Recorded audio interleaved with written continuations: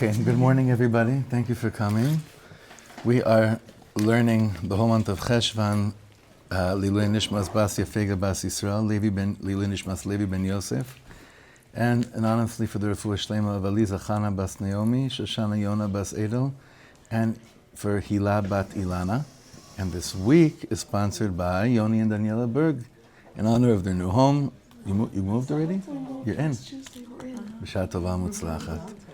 May it go smoothly and successfully, blessing it to be a house filled with warmth and love and family and friends, Torah and mitzvahs for years and years and years and years and years to come, Be'ezrat Hashem, with good news in that house and calmness and simcha.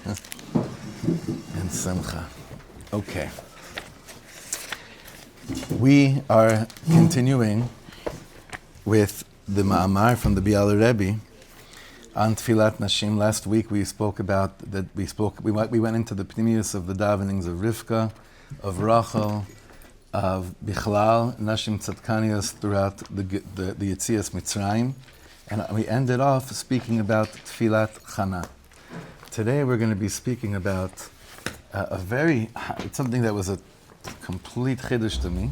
These are things that the Biale Rebbe is going to bring out now that not that I should know everything, but this one really is quite fascinating. Quite fascinating. I think this is a tremendous source of not just chizuk for women, but also a very big musar haskel for men.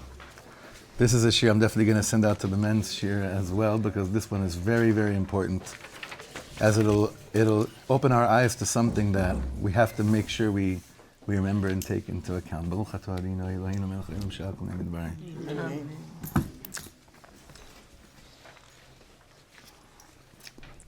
Dim'at nashim. Chazal say, nashim, dim'atan metzuya al lechya.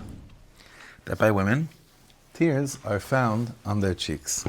Zot omeret, naturally, again, the way the Ribono Shel Olam created the DNA of a woman, as opposed to the creation of the DNA of a man. This is not something that anyone worked on. It just is what it is. The ability to, not even the ability, the natural instinct by women to cry is something that's much more natural by women than it is by men. It is what it is. It's not with all the sarcasm and everything we can put in here. It's not about being sarcastic or anything of that sort. It's just, it is what it is, that the ma'ot are very much found more by a woman than it is by a man. Although I do have some male friends that maybe even put women to shame when it comes to this regard. I have a friend that I think I shared with you many years ago, that one time came to, when I was still living in Los Angeles, and he came to give the class. I was giving I think like a Thursday night class there. It was like the first shir I started giving. Do you remember? In the bottom of Beth Jacob there? Like, I think Abba's office. It was Abba's office, right? In that room. So he came to give a shir, and he couldn't get through the shir without bawling. Just crying. And he was talking about Ktoret. He was talking about incense, actually. And after the shir, he asked me to give him a bracha to stop crying in front of people. And I said, certain brachas I'm happy to give. That one's not one. It's not one that's going to come so easily, because if it makes, I understand you probably want to make it less uncomfortable for people, or maybe for yourself. I was telling him, but yesh po eze limud, there is some type of a learning that everyone should meet a person that while they're teaching Torah, they're crying. Once in their life, one time in their life, it's fine. It's okay. So that's rare. That's not ragil. But by women, dim'atan metzuya. So here, what the Biale Rebbe is going to be speaking about today is something, I'm telling you, for me, this was maybe this is no chiddush to any of you. Could be. And again, this is not a justification shir for women's rights at all. If anything, it's a tikkun for the pnimius of the Me Too movement, if we're going to say anything at all, like we said from the beginning. Let's see how he develops this. והנה מאז ומקדם תפילת נשים הייתה עניין נשגב בכלל ישראל, as we saw before, the concept of women's davening was of greatest importance and of Maila by Klal Yisrael. Zot yadua mikama tzaddikim kadmonim. We know from the older, previous tzaddikim, previous generations, sheikpidu lo lehitpalel bebet knesset she'en bo ezrat nashim. I referenced it last week. But here we're seeing it inside. They would not daven in a shul that didn't have a women's section. Now, I know the world that we... Before Litbox and Hasidim and before this and that and the other, right? We'll see. He's giving here examples. Right, but kadmon can mean also yesterday. Oh, okay. Meaning, here he's going to be giving examples from some of the Hasidic Rabbanim, but I don't know if it's Dafka Hasidim, Snagdim, lo יודע, I don't know. When he says Dvarim Yeduim Mufursamim, meaning those that know, and it's a known thing for those that are in the inn. Now, you're thinking, well, that's not really a chiddush. Look at our shuls that we have. Can you imagine you going to a shul that doesn't have Ezras Nash? I mean, obviously not. However, that's not such a far-fetched thought. It's not such a far-fetched reality. Why does there have to be an Ezras Nashim in worlds that hold that there's no chiyuv for women to even daven? Or if that's not really the basic, that really wasn't how what people were accustomed to. Okay, so Baruch Hashem, the worlds we're living in, sometimes there's more women than men up here, which blows my mind every Shabbos. It's weird though, because in the Beit HaMikdash there was a section, so it'd be weird that anything beyond that wouldn't. Well, 2,000 years of exile rubs off on you at a certain point.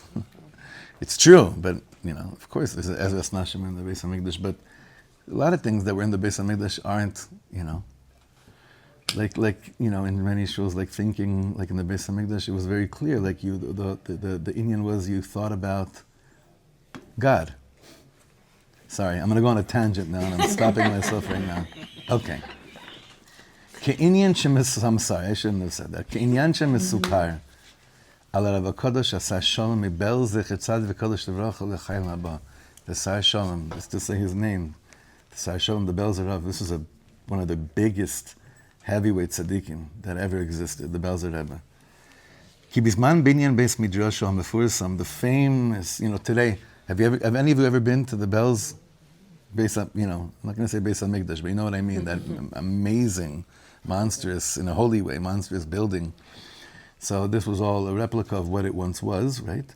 In Belz, the massive, massive shul that they built there. Tarach v'yega b'mo yadav bivnias heichal beis hamedrash hakadosh b'tchilu rechimu im talmidav hakdoshim. He himself, they didn't just hire a contractor, they didn't just hire workers to do it.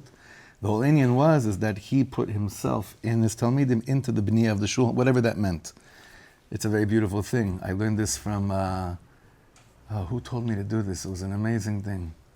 I don't remember, but I still have in my house. Now that there's a lot of things you'll see over Shabbos, the shul looks much, much more mechubed right now.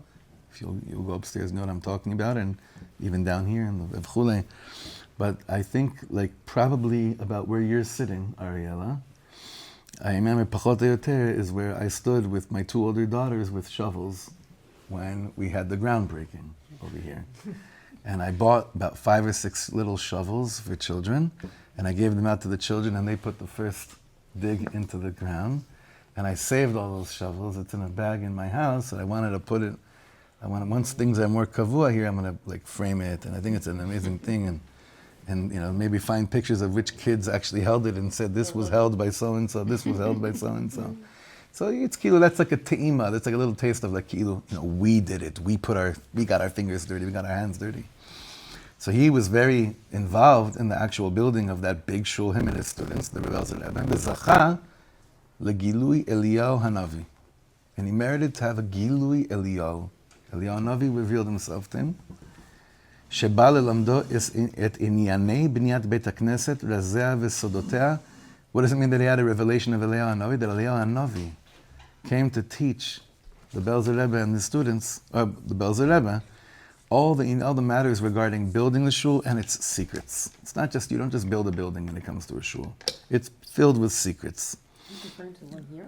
No, he's talking about the one, but the reason the one here looks like the way it did is because of the way that it was back in the Alterheim. Okay, Bishnat Tarav.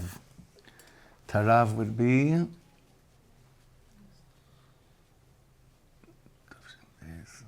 1842 or 1842 or 1850? No, 1842. Lachar arbas nishnot amal, after 14 years of working on it. Wow, that makes me feel so much better because that we've been working on it for 3.5 years, and so he says for 14 years. Haya echala tefila muchan ve'omed al tilo. The shul was ready. The shul was ready to go. Bechol kal chasidav biyodam heitev es kakdusha atzuma shehichdir Rebbe HaKadosh bechol kora ulivina sheiniach bebinyan beis hamidrash. Every yid there, every one of the chasidim knew well, thoroughly knew how much awesomeness and kedusha the Rebbe infused and put into every single beam and brick. Samchu al hashlamas habniya. They were so happy for the completion of the building. V'tzipu she'Rebbe yachnoch b'mirat beit hakneset hamiyuchal ve'hamikveh. V'hayta hamamtana mitmashechet kasha b'nehem. And the Rebbe, they're waiting for him. He's like, my God, it's ready to come. You're going to do Chanukah Sabayis, open the mikveh in the shul, which we're still hoping to also finish. And people were waiting, and they were trying to understand, why is this taking so long? How come he's not coming? What's going on? It's finally ready. It's finally ready. How come he's not coming in? אך בשעה שנכנסו גדולי המקורבים על הקודש פנימה וביקשו לעשות חנוכת הבית לכבודו של בית המקדש מעט. So at the moment that the big top ones of the Hasidim wanted to come in and want to do a Chanukah Sabayis, Tamah HaRebbe Lumatam V'Yitpaleh. And the Rebbe was like wondering, he's like, why do you think it's ready? There's something, why are you so certain this is ready?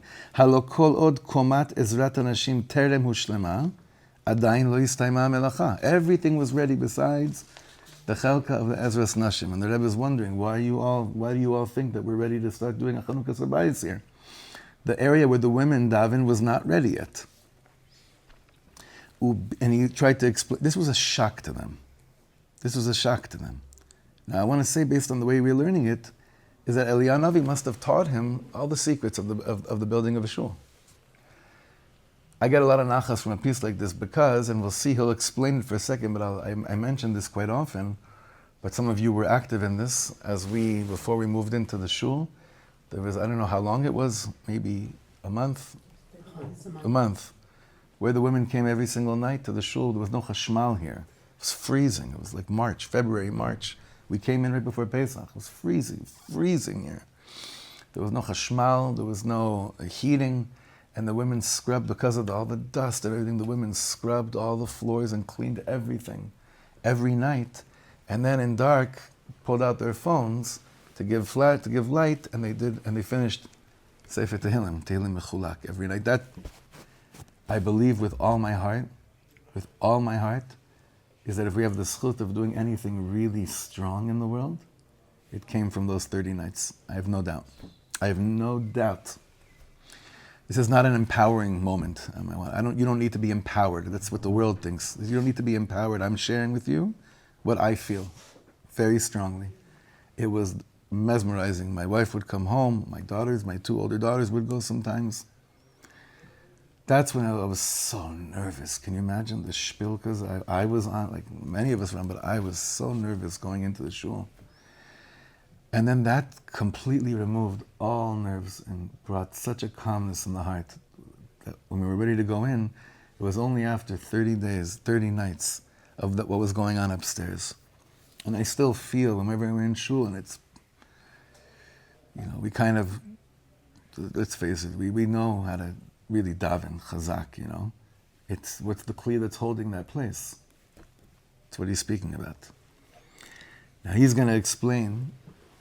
He explained to them, why would he say such a thing? For those Hasidim, that was a complete chiddush. You're going to tell me the shul's not finished? So the Ezras Nashim is finished? Really?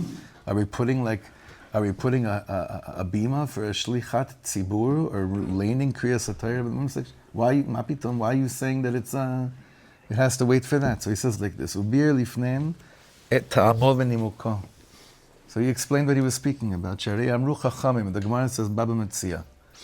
Afal pi shesharei tefila ninalu. And you all know this Gemara, I'm sure, that even though the gates of davening have been locked and have been closed in the Golus, sharei dim'a lo ninalu. The gates of tears the gates of tears, dma'ot, sharei dim'a, lo nin'alu. Those gates were never locked. Ve'im ken, bazman hazeh shenin'alu sharei hatfilah, in times that we're in right now, that perhaps gates of davening have been locked and have been closed, הרי עלינו להתאמץ שיהיו התפילות ספוגות בדמעות. We have to make an extra effort to make sure that the prayers that we are saying are safug, are soaked. Huh? Drenched? Yes, like filled with tears. כדי שיעלו ויתקבלו לפני כיסא הכבוד. So that they elevate, they go up and are received before the כיסא הכבוד. ותפילת נשים פותחת שערי שמיים. It's the davening of women that open up the gates of heaven. כיוון שדמעתן מצויה בטבען, like we said in the beginning of the Shir, because their tears are naturally found. They're naturally, it's what naturally comes out. והינם שופכות לב כמים בתפילתן לאביהם שבשמיים. And they pour out their heart like mamish water before HaKadosh Baruch Hu. וכיצד אם כן נוכל לגשת לתפילה בבית הכנסת בטרם נשלמה עזרת הנשים. So what are we doing building this whole shul? It's like the Belz Rebbe, now I'm going to darshan a little bit. What is he saying here? He can build a whole shul and build it so strong. It'd be beautiful. Per v'chavod, malchus, most glorious thing in the world. But if it doesn't have the ability to have the place where tears can be part of the tefillahs, then what good was building this whole shul? This short story and the limud that he gave here at the end really addresses the beginning shir we had, where we were trying to figure out what makes this shir about tefillat nashim different than other shirim. And maybe it's not different than all other shirim. Perhaps there are many others like this.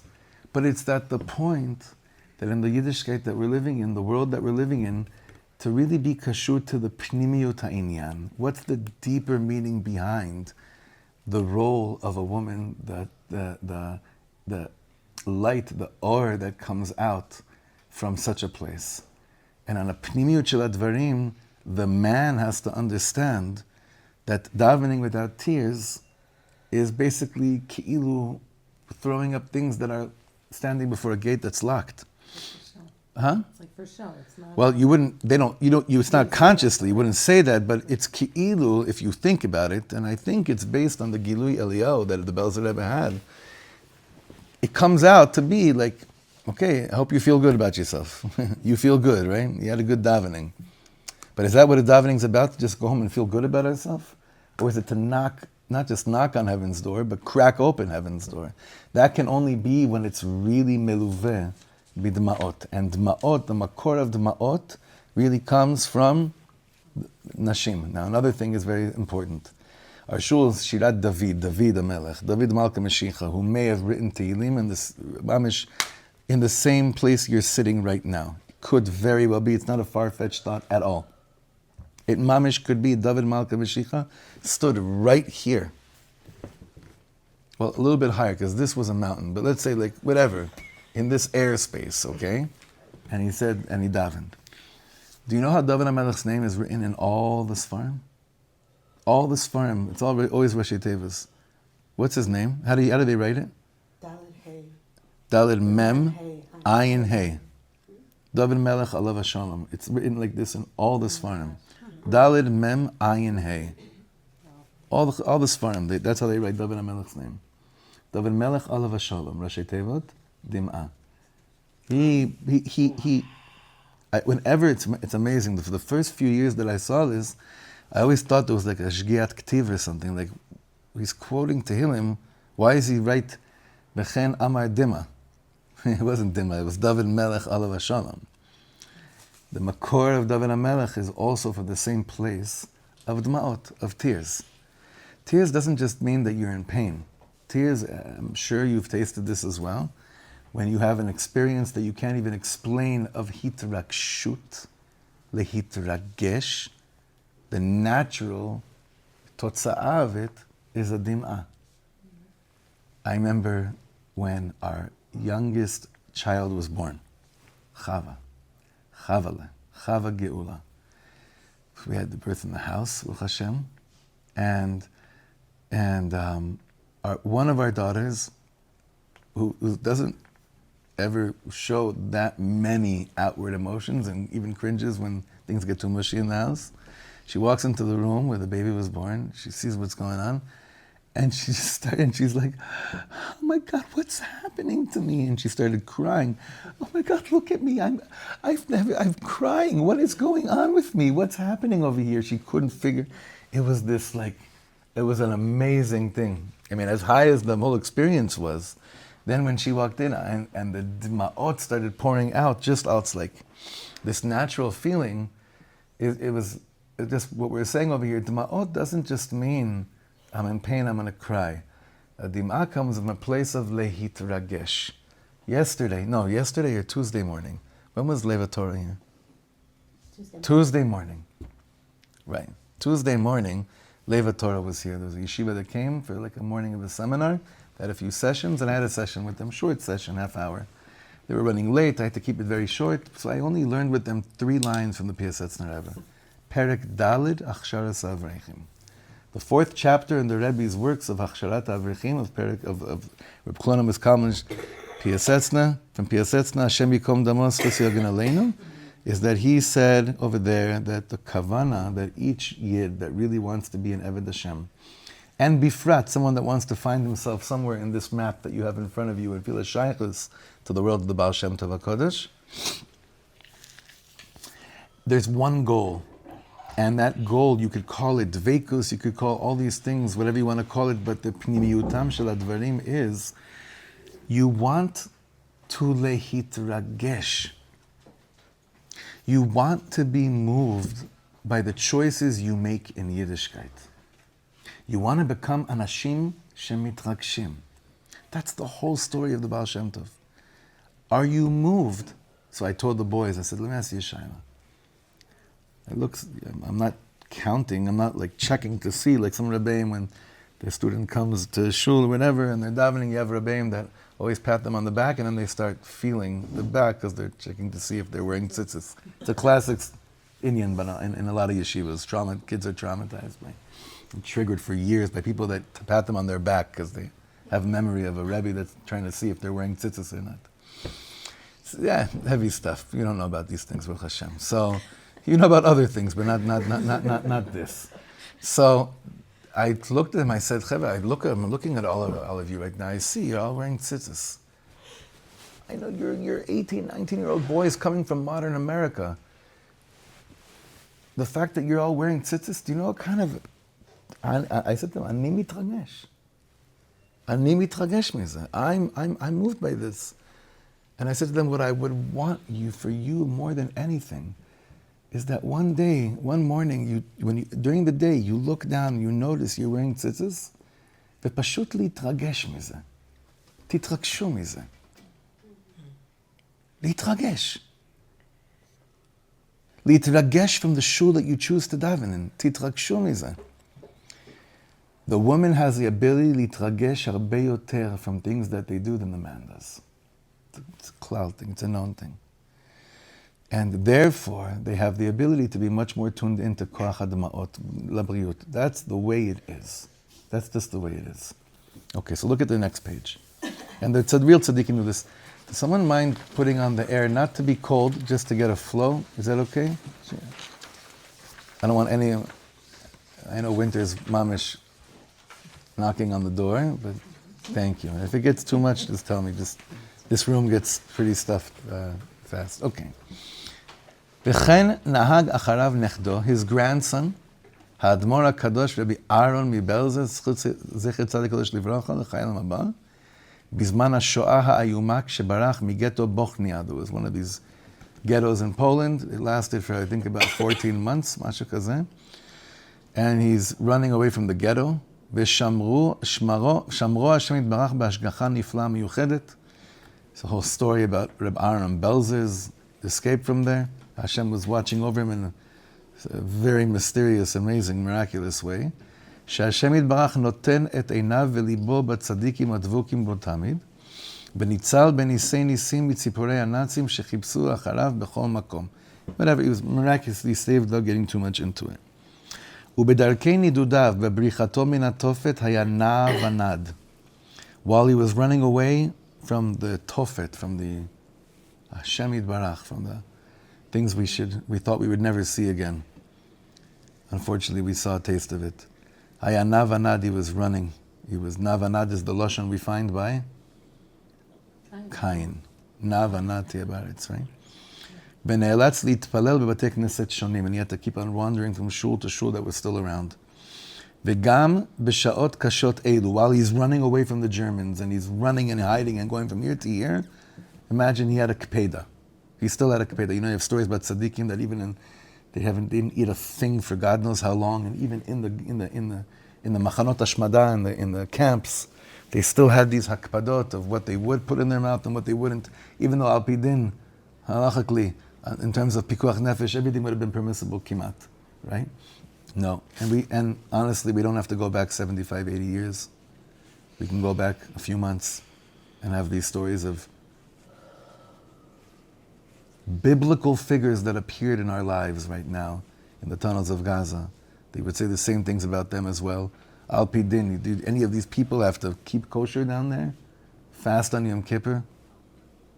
Daven? And yet it was a kpeda. They had different kpedas without getting into each story, because if we started, it just wouldn't stop. It's unbelievable.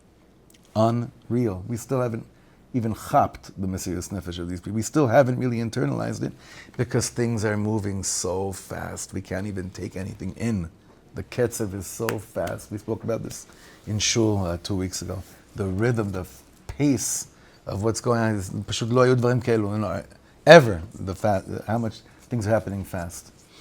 Reb Aharon of Belz is running away from the Germans. Na vanad. You could say there's all different chumras he took upon himself, v'chulei. What was the thing he took upon himself that for him is like, I'm sorry, I can't? וגם בשעות קשות אלו לא אהבה להתפלל בכנסת שלא הייתה בו עזרת נשים. על פי הקבלה שביד המסכן הנ"ל. He's running away from the Germans, and he finds shuls to daven for a few minutes to pour out his heart, to find refuge for his soul. But if the shul didn't have an Ezrat Nashim, it's not a shul he would daven in. So he would say, Reb Aharon of Belz, come on, let go of that chumrah. I mean, let go of that kpeda. It's 1942, 1943, 1944. It's a little bit of a different mitzias than your Zaydi Reb Shalom, the Sar Shalom of Belz. By him, it wasn't like that. Now, why do you have to be so makpid? Because once you know something to be emes la'amito, you just can't ignore it. And in Belz, the Kabbalah was, it's simply, you cannot daven in a shul that doesn't have a women's section, whether the women are there or not. Whether the women are there or not, we're not speaking about he made sure there were women in the shul with them. We will see, although a little bit, there are those that were like that. But by him, it simply couldn't be. Now again, you can't, our kavanah in our shul and here is not to say, you see, so therefore, now fill in the blank. So therefore, to fill in the blank. very good. Let's just keep the therefore and three dots. When it's pnimiyutam shel hadvarim, when you're looking at these deep from the inside, all these things that come out on the outside, both by men and by women, don't seem to be the ikar nekuda of what it's all about. You know what, Mendy? I'm following your lead. We'll continue that, not to fill in that blank. V'lamadnu mikan. So we learn from here. שאפילו צדיקים קדושי עליון בדורות קדומים נצרכו לתפילות אנשים כדי להעלות את תפילותיהן הנעלות. If this was like this back in the day, that big tzaddikim needed the davening space and the davening of women in order for tefillas to be markiya shchakim, crack open the heavens. Mikol sheken v'kal v'chomer bedoroteinu anu. All the more so in our generations that we're living in, זקוקים אנו מאוד לכוח תפילות הנשים כדי שיתקבלו תפילות ישראל ברחמים וברצון לפני אדון כל. I want you to visualize what the person that said these words looked like. This was not someone that looked like me or someone that looked much more modern. This was the big Hasidic Rebbe, the Biale Rebbe, Zecher Tzaddik Kodesh Livrocha, is saying these words. For us, this might not be that great of a chidush, but remember the crowd that these words would probably reach first. This is deep into the Hasidic world, where these things were forgotten and neglected. Big time. So all the more so we can take this in and be like, this is an amazing, amazing and important hachvana of how we understand the whole point of this shir. Now he continues and he says like this is the mechaber himself, uminhago shel avi, my father's minhag, ha'admor zecher tzaddik kodesh livrocho lechayil maba, the Baal Chelkas Yoshua, that's the name of the sefer of the previous Biale Rebbe. What's that? I thought it was a siddur. I'm confused. No, you're not confused, because they have their own siddur, and it's called the Chelkas Yoshua. So that was a nice, what you thought was a mistake. It's not. It's actually, that is that. I think I have it. Shaya nichnas le'ezrat anashim beleil Yom Kippurim lifnei tfilas kol nidrei. The Hasidic Rebbe would walk into the women's section, Leil Yom Kippur, before Kol Nidrei. Kshetalito otefet et panav, his tal is over his face. Umedaber elehen divrei chizuk sheitpalelu. He's going, where does he go, Leil Yom Kippur? He goes to the women's section and he's not saying, I need you to feel included. That's not what he's saying. He's not saying, oh, I'm sure you feel neglected. I want you to feel like you're part of it. What is he saying when he's saying to them to daven? He's saying, whatever you think we're doing on that side, it's mamash. Sheyimaleh Hashem yitbarach rachamim al Knesset Yisrael, so that Rachmana should come down to Klal Yisrael. The Chelkas Yeshua, the Biale Rebbe would go there first, Leil Yom Kippur, and say to them, I don't have to do anything like this because you all know this. That's an amazing thing. But in certain places, they needed to hear such words, Even today, they need to hear such words in many, many different places. And it has nothing to do where the Chelkas Nashim is in the shul, by the way. Front, side, back. It's the mitziyut of it. It's the reality of it. It's the existence of it. V'chein noda minag Rav HaKodesh Reb Aharon of Belz. One of the tzaddikim from Belz. Zecher tzaddik the kodesh livracha. Bayamim hanoraim, on Rosh Hashanah Yom Kippur, what would he do? Shelo haya nigash litpalel lifnei hateva. He wouldn't go up to start davening for the amud. Ad shenishme'a kol bechiyatan shel hanashim hatzadkaniyot utchinotehen hacharishiyot me'ezrat hanashim. Do you understand what this he just said over here? The Rebbe wouldn't start davening until he heard the women crying. Because basically he's saying, for what? L'shema. What is this going to do? You have to understand how revolutionary this is to hear such words, because this is not what they told you when you were younger. And it's not what they're telling the Hasidim these days either. I wish they would. It'd be beautiful. But the way we tell over these stories, I feel, have to be with a hachvana for, like what we're saying, all these shiurim, that it's the like we say, like the Baal Shem Tov said right before Mashiach is coming, Chava is going to find her place in the world again. Like since Chet Eitz Hadas, Chava hasn't really had a place in the world. So that's why we see such an outburst with like feminism and the Me Too movement. But where is it rooted in? It's rooted in an attempt, Be'emet, to find the place again. But everything needs berurim and tikkunim. You always have to sift through things and find them properly. And you may say, well, a man shouldn't be telling us this stuff. I'm asking Mechila for it. But I'm feeling that I just haven't seen women teaching it like this. And also, I feel an achrayus in this tzibur to give it over like this. Because to me, this is like an ikar yesod of the binyan of everything that we're trying to do here. So imagine I would never, I'm thinking like, would I walk into the women's section, Leil Yom Kippur, and talk to the women and say, no, I would look insane, right? Or would I actually wait to go up for Hineni and Musaf and Rosh Hashanah Yom Kippur and wait till the women are crying to start davening? No, why? It doesn't look from, But they looked much firmer than me, and this is what they were doing, Where is he from? Belz? No. Oh, the Biale. This Rebbe was from Switzerland, from Lugano, and then he came to Eretz Yisrael. But Yeah, so Biale has this Rebbe, from his tzad of Biale, it's a very clear line, but then his brother or his uncle's side had a bunch of sons, and there's a lot of different Biale Rebbes. The first Rebbe that I was ever close to was his nephew. You remember? His nephew. One of his nephews is the Biale Rebbe from Givat Shaul, Rehov Najara. If you know where that is in Givat Shaul, the Biale Rebbe. He used to come to Los Angeles, and I was zoche to be a little bit of his translator during different sessions. And it was the first time my mamish sat by a Rebbe. He must have been very young, like 35 or something. And he always asked me for a certain nigun to start singing during the tish. He always wanted to hear, Ani Mamin, Ani Mamin, Be'emuna Shalema. I'd repeat it over and over again. And like the real Rebbes always have a towel next to them. And you think it's to wipe off sweat. It's not. They go like this because they want to cover their mouth and their face while they're in moments of dveikus and they're saying tchinas and bakashas. I've seen that by many others, but it was the first time I saw it was by him, the Biale Rebbe. And all my different friends would come to him, and I'll tell you a funny story. I may have told it before, but it's just because you brought it up, the Biales. I think I said this before, but I'm only saying it because I have full reshus to say this from my dear friend. You know which one I'm going to say? One time I showed up there on a Kabbalah's Kahal to be a translator.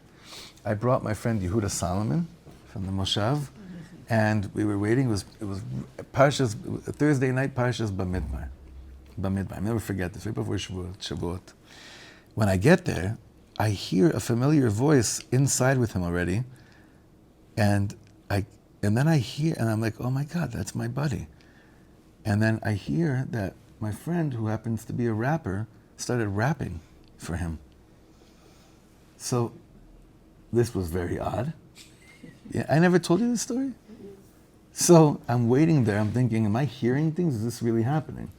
So he comes out, and I said to him, Eitan, not my brother, Eitan.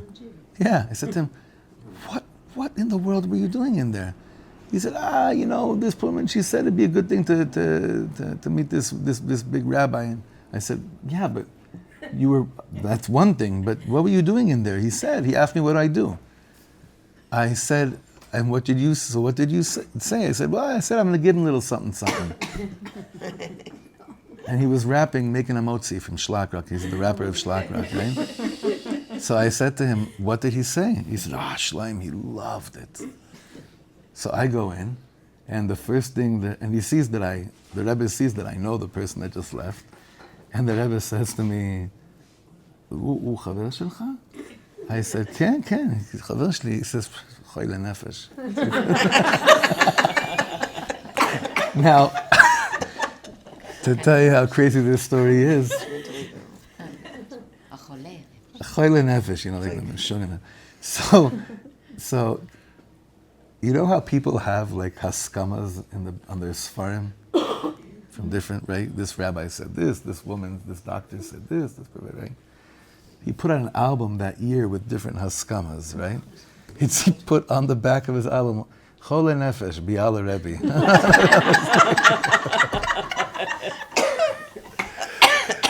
Biale, I have to laugh a little bit. So this was my entry into getting to meet this, this tzaddik and this Rebbe, and he gave me some of the svarim written by his great-grandfather, the Chelkas Yeshua. That's how I have that name in the office.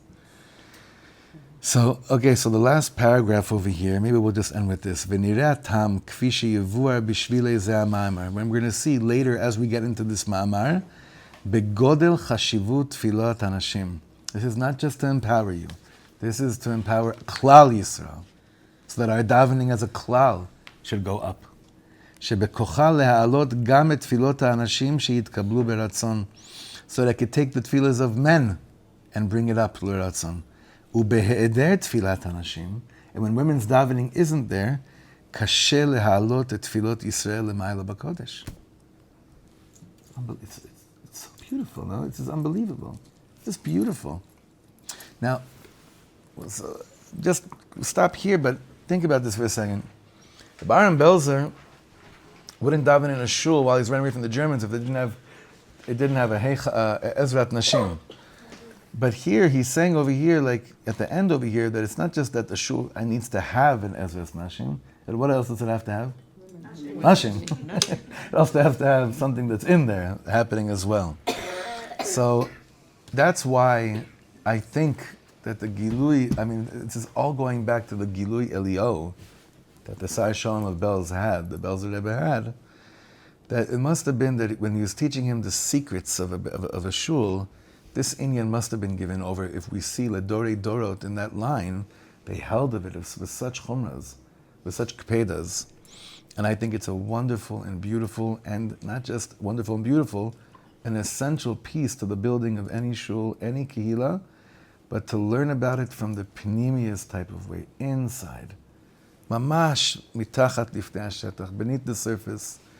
And alavai, this should give those that need to hear these words, it should reach them. And when I say those that need to hear these words, I mean both men and women. Because whatever is going on, we need the gates of heaven to just open for us in the most revealed way without being escorted with so much pain and so much sorrow. Amen. The gates have been opening tremendously. It's really unbelievable what's going on. Again, it's not believable. We can't even believe it because of its pace. But Bemet, what's waiting for us on the other side of this hastara is a world where you don't have to try so hard to force yourself to believe shegam zu l'tova. Right? Wouldn't that be? That would be wonderful. Well, it's on you because apparently that's how these things work. No pressure. No pressure. We'll continue Bezrat Hashem next week.